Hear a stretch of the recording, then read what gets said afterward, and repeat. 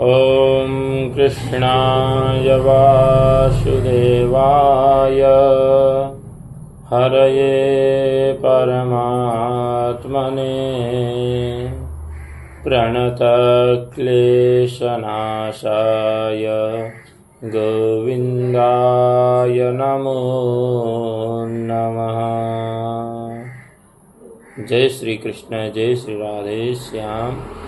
आइए आज हम लोग श्रावण शुक्ल पक्ष की जो पुत्रदा एकादशी है उसकी जो कथा है उसको हम लोग श्रवण करेंगे। बोलो श्री कृष्ण चंद्र भगवान की जय। यह जो पुत्रदा एकादशी व्रत है उसको हम लोग श्रवण करते हैं। यहाँ भगवान श्री कृष्ण से युधिष्ठिर जी महाराज कहने लगे कि हे मधुसूदन, श्रावण शुक्ल एकादशी का क्या नाम है? व्रत करने की विधि तथा इसका महात्म्य कृपा करके कहिए। श्री कृष्ण जी कहते हैं कि हे राजन, इस एकादशी का नाम पुत्रदा है। अब आप शांति पूर्वक इसकी कथा सुनिए। द्वापर युग के आरंभ में महिष्मति नाम की एक नगरी थी जिसमें महिजित नाम का राजा राज्य करता था, परंतु पुत्रहीन होने के कारण राजा को राज्य सुखदायक नहीं लगता था। जिसके संतान न हो उसको यह लोक और परलोक दोनों ही दुखदायक होते हैं। पुत्र सुख की प्राप्ति के लिए राजा ने अनेक उपाय किए, परंतु राजा को पुत्र की प्राप्ति नहीं हुई। वृद्ध अवस्था आती हुई देखकर राजा अपनी प्रजा के प्रतिनिधियों को बुलाकर कहने लगा कि हे प्रजाजनों, मैंने इस जन्म में तो कोई पाप किया नहीं है। मेरे खजाने में अन्याय से उपार्जन किया हुआ धन नहीं है, न मैंने कभी देवताओं तथा ब्राह्मणों का धन छीना। किसी दूसरे की धरोहर भी मैंने नहीं ली। प्रजा को पुत्र समान पालता रहा। मैं अपराधियों को पुत्र और बांधवों की तरह दंड देता रहा। कभी किसी से घृणा नहीं की, सबको समान माना है। सज्जनों की सदा पूजा करता रहा हूँ। इस प्रकार धर्म युक्त राज्य करते हुए भी मेरे पुत्र नहीं है, सो मैं अत्यंत दुख पा रहा हूँ। इसका क्या कारण है?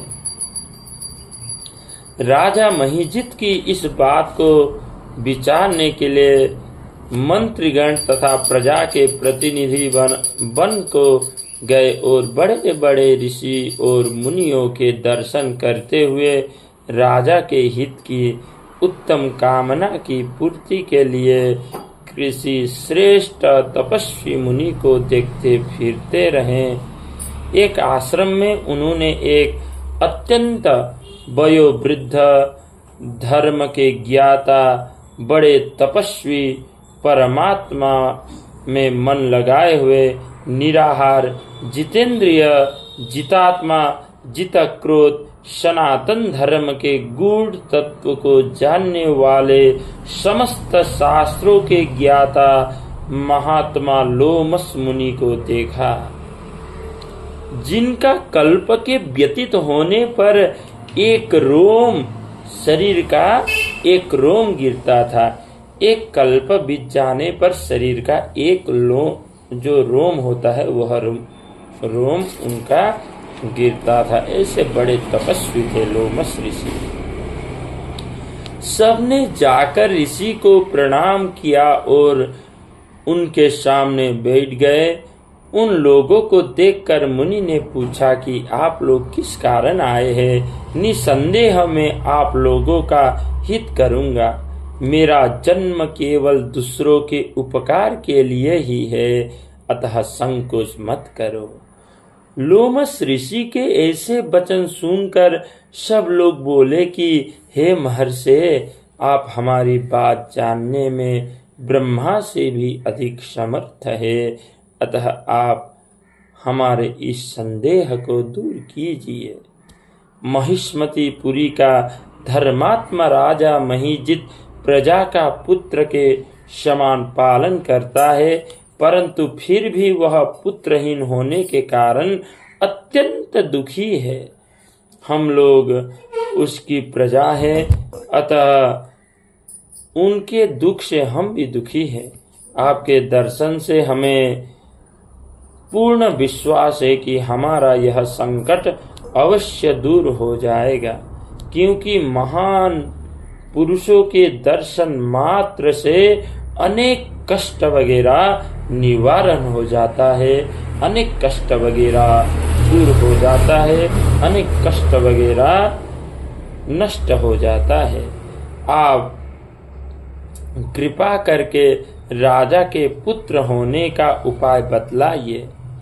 यह वार्ता सुनकर ऋषि ने थोड़ी देर के लिए अपने नेत्र बंद किए और राजा के प्रथम जन्म का वृत्तांत जाकर कहने लगे कि ये राजा पूर्व जन्म में एक निर्धन वैश्य था। निर्धन होने के कारण इसने अनेक बुरे कर्म किए। यह एक गांव से दूसरे गांव व्यापार करने के लिए जाया करता था।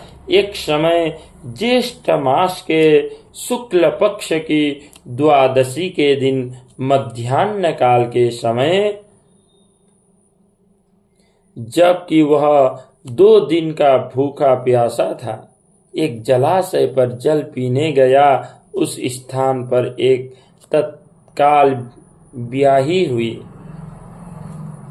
प्यासी गौ जल पी रही थी। राजा ने उस प्यासी गौ को जल पीते हुए हटा दिया और स्वयं जल पीने लगा। इसलिए राजा को यह दुख सहना पड़ा है।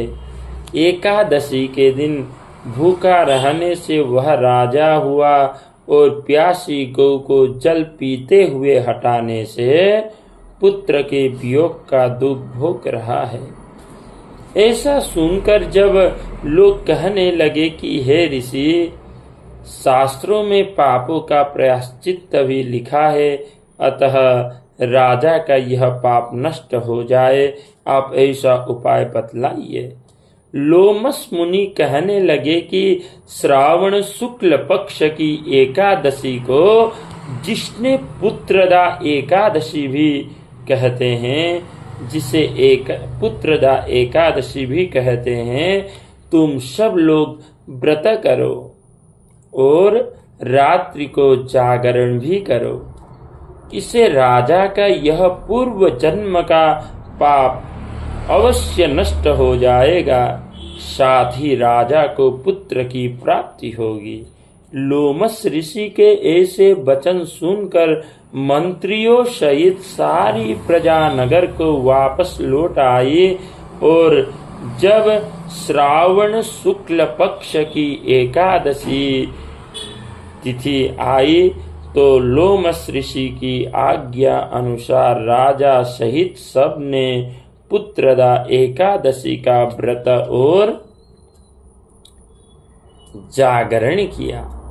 इसके पश्चात द्वादशी के दिन इसके पुण्य का जो फल है वह फल राजा को दिया गया। उस पुण्य के प्रभाव से रानी ने गर्भ धारण किया और प्रसव काल समाप्त होने पर उसके एक बड़ा तेजस्वी पुत्र उत्पन्न हुआ है।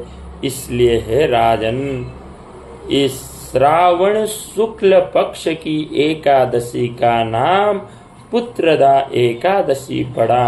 अतः संतान के सुख की इच्छा रखने वाले इस व्रत को अवश्य करे। इसके महात्म्य को सुनने से मनुष्य सब पापों से मुक्त हो जाता है। अतः इस लोक में संतान सुख भोग कर परलोक में स्वर्ग को प्राप्त होता है। बोलो श्री कृष्णचंद्र भगवान की जय। इस प्रकार का यह जो श्रावण शुक्ल पक्ष की जो एकादशी तिथि है अथवा जो एकादशी है, इसका दिव्य महात्म्य जो है वह शास्त्रों में वर्णन किया हुआ है। इसलिए हम लोगों को अवश्य विधि पूर्वक आस्था और विश्वास के साथ में यह पुत्रदा एकादशी का जो व्रत जो उपवास है, इसे हम लोगों को अवश्य करना चाहिए और हम सभी लोग अवश्य यह व्रत को करेंगे। बोलो श्री कृष्णचंद्र भगवान की जय।